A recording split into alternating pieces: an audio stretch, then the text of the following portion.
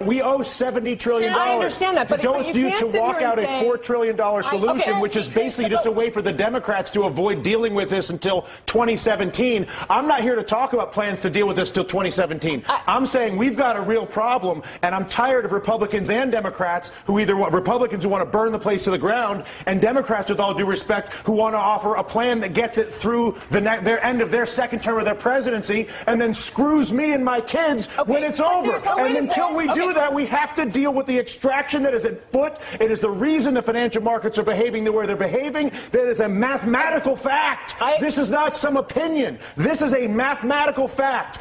Tens of trillions of dollars are being extracted from the United States of America. Democrats aren't doing it. Republicans are not doing it. An entire integrated system, financial system, trading system, taxing system that was created by both parties over a period of 2 decades is at work on our entire country right now. And we're sitting here arguing about whether we should do the $4 trillion plan that kicks the can down the road for the president for 2017 or burn the place to the ground, both of which are reckless, irresponsible, and stupid. And the fact of the matter is, until we actually, and I'm sorry to lose my temper, but I tell you what, I've been coming on TV for 3 years doing this. And the fact of the matter is that there's a refusal on both the Democratic and the Republican side of the aisle to acknowledge the mathematical problem, which is that the United States of America is being extracted. It's being extracted through banking, it's being extracted through trade, and it's being extracted through taxation. And there's not a single politician that has stepped forward, Susan, to deal with this. But there's only one right now. The leader of the free world, whether you like it or not, the President of the United States is arguably one of the most powerful individuals we have out there. But and Susan, he's what you're saying is exactly the point that Dylan is making. It's not about one guy. It's about all of them. No, I actually disagree. I think Dylan's saying it isn't about one guy. It is about one guy. What would you like him to do? I would like him to go to the people of the United States of America and say, people of the United States of America, your Congress is bought. Your Congress is incapable of making legislation on health care, banking, trade, or taxes, because if they do it, they will lose their political funding, and they won't do it. But I'm the President of the United States, and I won't have a country that is run by a bought Congress. So I'm not going to work with a bought Congress and try to be Mr. Big Guy. I'm working with the bought Congress.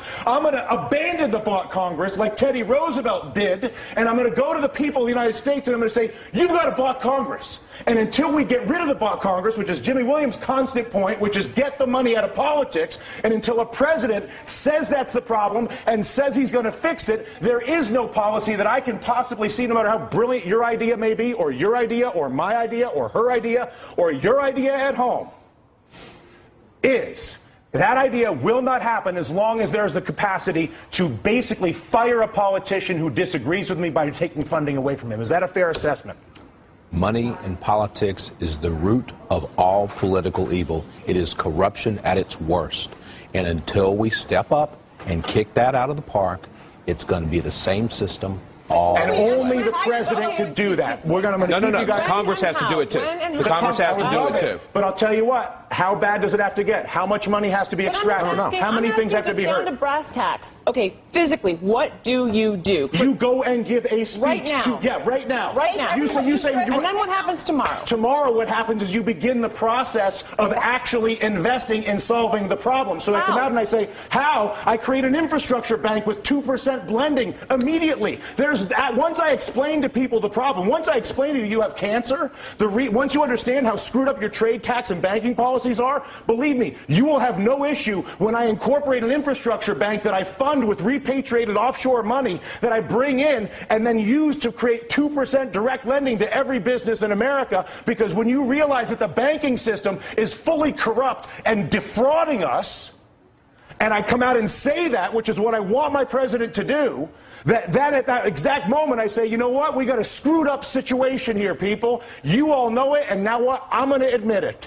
And as a result, not only have I admitted it, but we're going to begin the process of solving it like grown-ups. They did it in World War II. They did it after the Civil War. They did it in Latin America with the Brady bonds. We are not seeing it happen now. The panel stays a little more emotional than I anticipated getting at work this afternoon, but what am I going to do?